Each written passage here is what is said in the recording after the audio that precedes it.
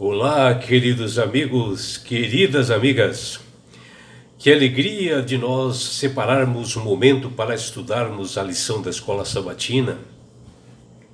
Que o Senhor vos abençoe, que o Senhor Deus vos guarde, que a face do Senhor Jesus possa resplandecer em cada um de vocês, dando-lhes entendimento, sabedoria, e que todos tenham um feliz dia. Vamos à lição.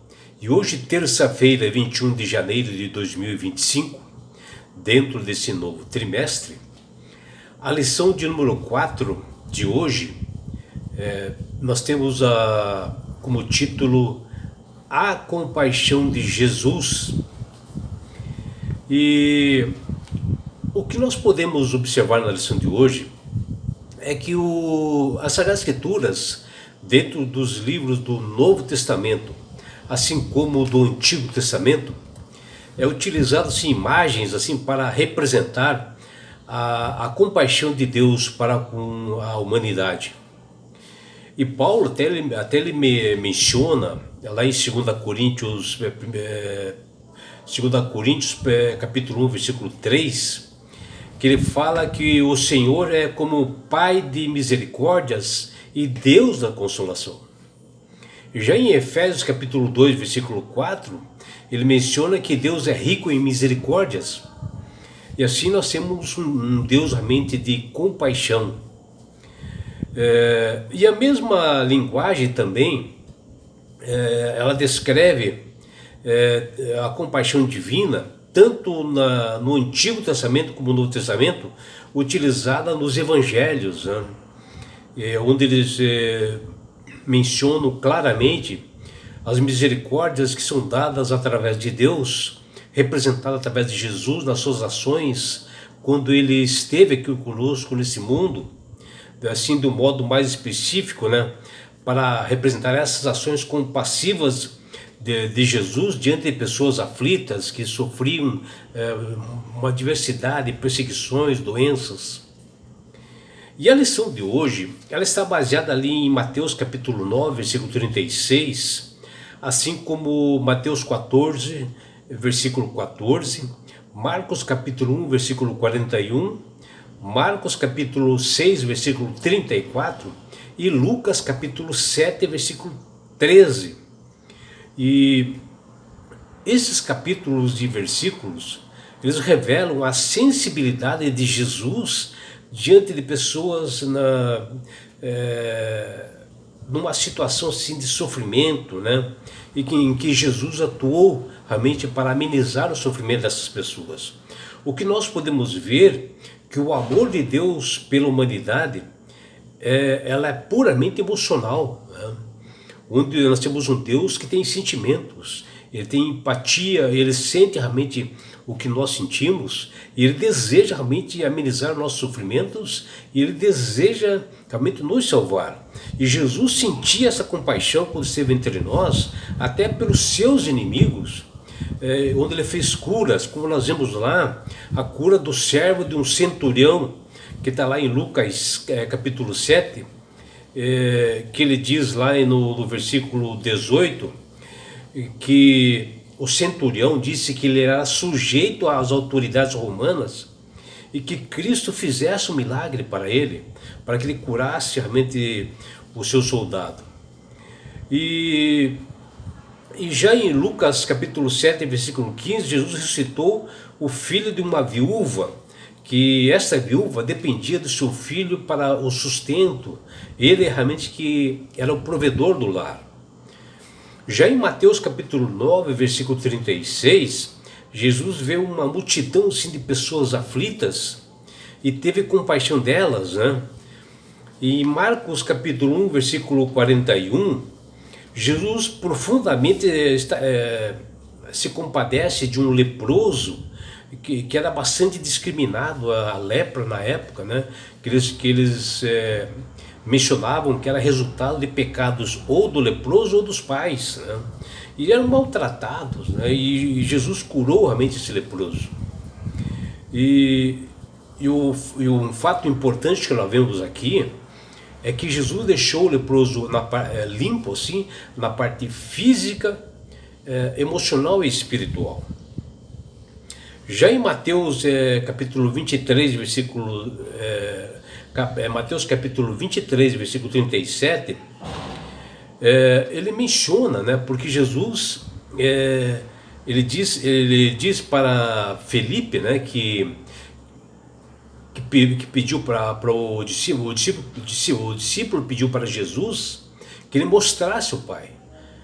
Daí Jesus falou: olha, Felipe, você está comigo há quanto tempo e ainda não me conhece? Quem vê ao Pai, vê a mim, né? Então, Jesus mencionando assim o seu exemplo maior de compaixão, mostrando o verdadeiro caráter de Deus para todas as pessoas, curando-as, atendendo da melhor forma possível. Jesus sentiu uma enorme compaixão por todas as pessoas, ele atendia a todos, ele abreviava aflições, sofrimentos e as dificuldades de cada multidão que se aproximava dele, né? E eram bastante pessoas. O ministério de Jesus, quando ele esteve entre nós, na forma humana, ele consistia em 3 ações: ensinar, pregar e curar. Porque sentia compaixão de todas as pessoas que sofriam. E ele sempre estava rodeado de multidões que o seguiam por toda a parte onde ele andava, em busca de ouvir a sua palavra,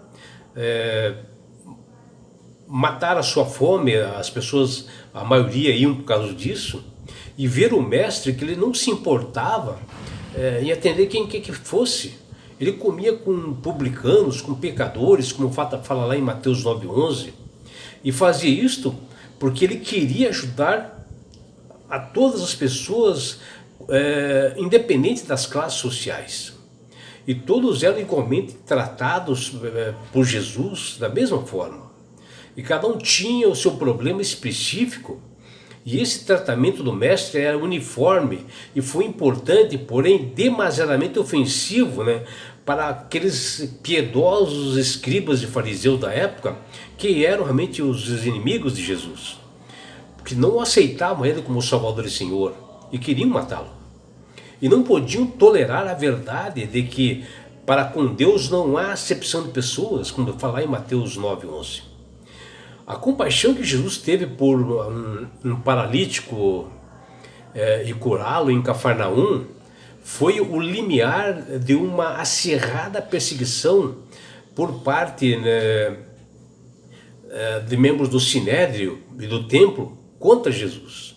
O pensamento dos judeus de que a enfermidade era um castigo divino atribuído ao pecador foi um pesado fardo retirado do coração daquele paralítico.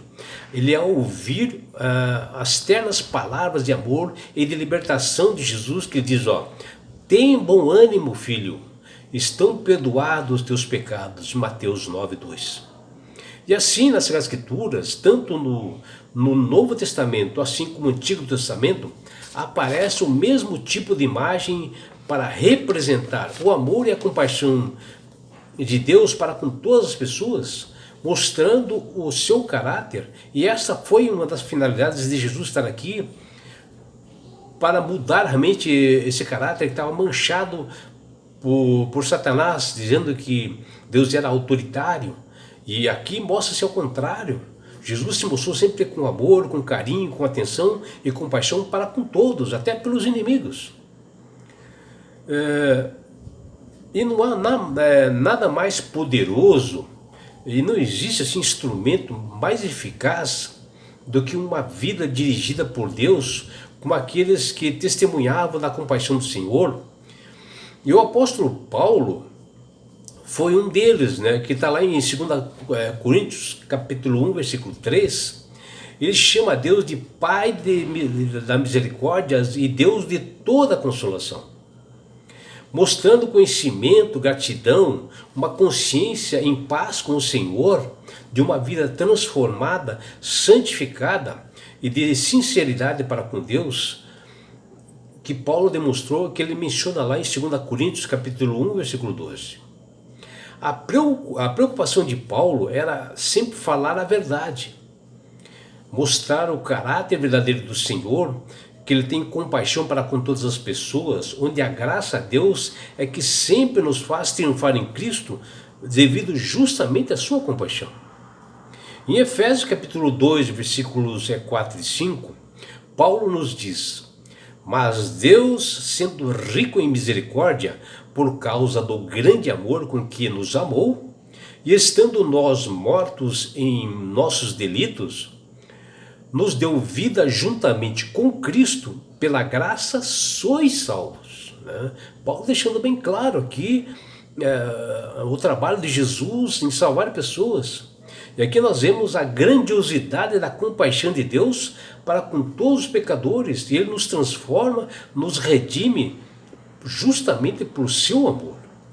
E Jesus, após ele enfrentar a rejeição do povo de Nazaré, ele resolve sair dali, porém, ele recebe um duro golpe, e ele é avisado da morte cruel de João Batista, né? Onde Herodes deu ordens e decapitou João ali no cárcere, está lá em Mateus 14, 10. E mesmo assim Jesus continuou sendo aquela pessoa, embora sentiu bastante, né, a morte daquele que foi o precursor de Jesus, mostrando o caminho, as veredas que as pessoas deveriam tomar, que foi João Batista. Ele continuou sendo a mesma pessoa. É claro que ele ficou bastante triste pelo acontecido, e ele procurou sair logo dali de Nazaré e foi para um lugar deserto, né, para orar, como diz lá em Mateus 14, 3, para se fortalecer, porque o inimigo não estava gostando dessa compaixão, desse amor de Jesus mostrando às pessoas. O coração de Jesus estava despedaçado, ele precisava de oração e de conforto de Deus Pai. E contudo, ao desembarcar, viu Jesus uma grande multidão. Ele compadeceu-se dela e curou muitos enfermos, que está lá em Mateus 14, 14. Estava cheio de problemas, mas teve compaixão daqueles que sofriam, daqueles que o procuravam aflitos. O primeiro instrumento de Deus para confortar o seu filho amado foi cercado de pessoas que necessitavam de auxílio.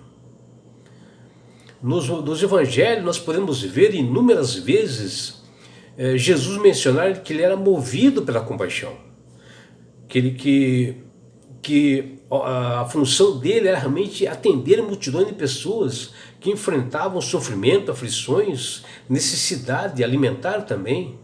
E Jesus não apenas sentia compaixão, como tinha bastante atitudes de socorrer, e imediatamente ele fazia isso para todos os necessitados e os auxiliava. Deus nos criou com a capacidade de nós sentirmos emoções, de nós sentirmos alegrias, tristezas, porém Ele próprio, Jesus, é apresentado nas Escrituras como alguém que experimenta emoções profundas.